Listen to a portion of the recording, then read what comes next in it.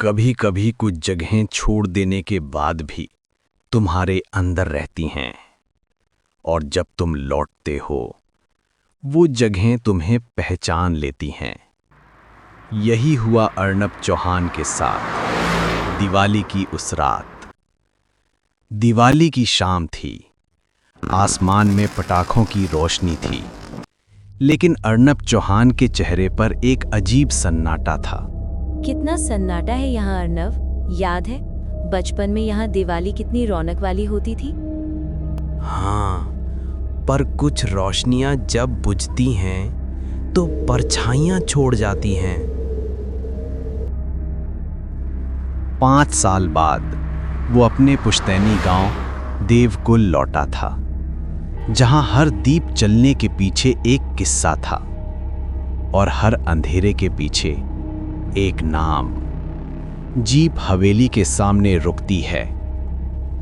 पुरानी चौहान हवेली, जो कभी अर्नब के दादा का गर्व थी, अब टूटी दीवारों और धुंध से भरी थी। दरवाजे पर स्वस्तिक बना था, लेकिन उसके नीचे किसी ने कोयले से लिखा था, दिवाली की वो रात फिर से दीप मत जलाना। अर्नव, ये किसने लिखा? शायद किसी पुराने नौकर ने। सिया दरवाजा खोलती है। हवा अंदर आती है। दीवारों पर जाले पुराने फोटो टेढ़े लटके हुए हैं। जैसे ही सिया ने टॉर्च उठाई, दीवार पर धूल में कुछ शब्द दिखे। वो लौटेगी दीप लेने। अचानक कमरे के कोने में रखा पुराना दिया खुद चल उठता है। अर्नव, ये खुद जल गया। या किसी ने जला दिया स्वागत के लिए।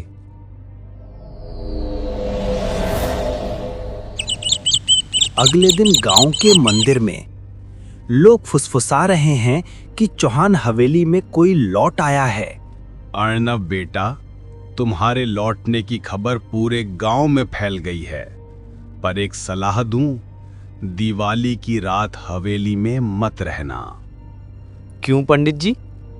5 साल पहले तुम्हारे दादा ने एक अनुष्ठान किया था, दीप अनुष्ठान। वो अधूरा रह गया, और जिस आत्मा को बांधना था वो मुक्त हो गई।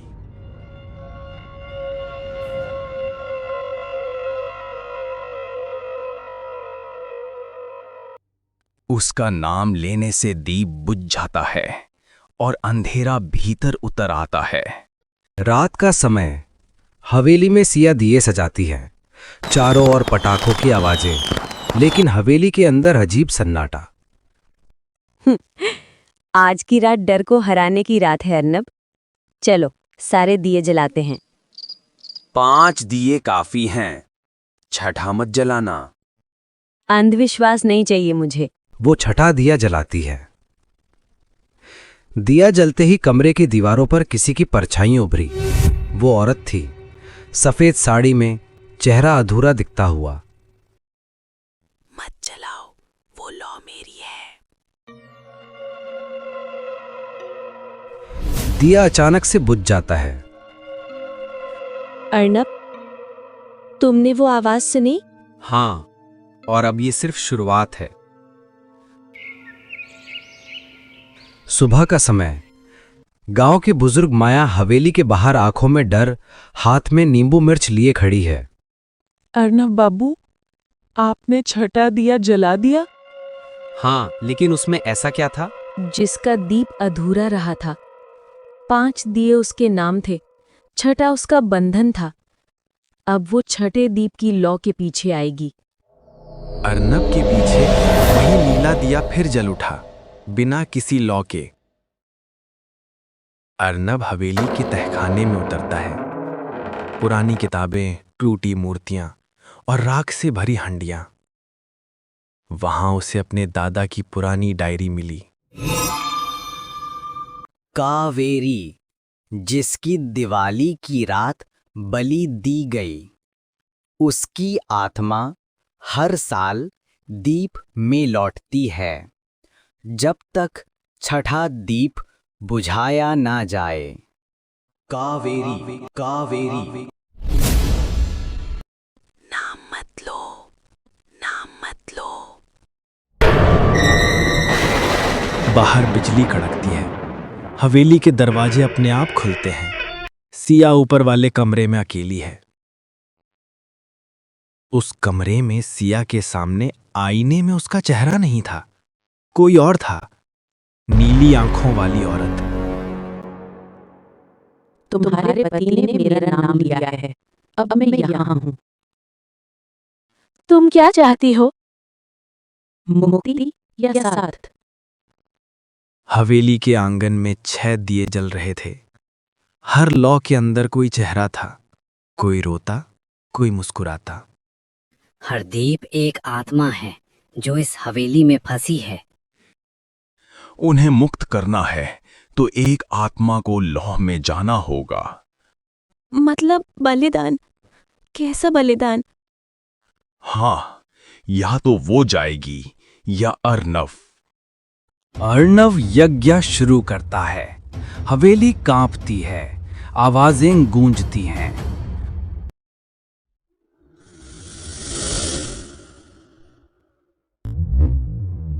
रोक दो, ये लॉ मेरी है। कावेरी, इस बार मैं डरूंगा नहीं, तुम्हें मुक्त करूंगा। तुम नहीं जानते मुझे किसने जलाया था। मुक्ति नहीं चाहिए, मुझे बस साथ चाहिए। अर्णव ने पहली बार देखा वो औरत कोई राक्षसी नहीं थी, उसे जिंदा जलाया गया था। नीली लौ फैलती है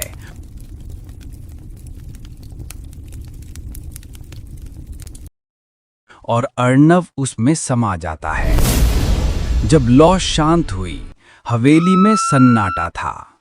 टेबल पर सिर्फ एक दीप जल रहा था, नीली लौ वाला। दीप की लौ में अर्नव का चेहरा झलकता है। अर्नव, अर्नव।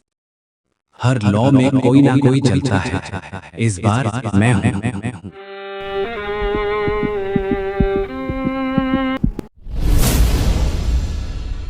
5 साल बीत चुके थे। लोग कहते हैं उस हवेली से अब रोशनी नहीं आती, बस एक नीली झिलमिल। माँ, यहाँ क्यों नहीं जलाते दिए? क्योंकि वो दिवाली उसकी है। आज भी अगर कोई चौहान हवेली के सामने छठा दिया जलाता है तो नीली लौ में किसी की परछाई दिखती है, चेहरा मुस्कुराता है और पीछे से वही फुसफुसाहट गूंजती है, दिवाली की वो रात फिर से दीप मत जलाना। कुछ दीप जलाए नहीं जाते, वो खुद जलते हैं और कुछ रोशनियां अंधेरे से जन्म लेती हैं।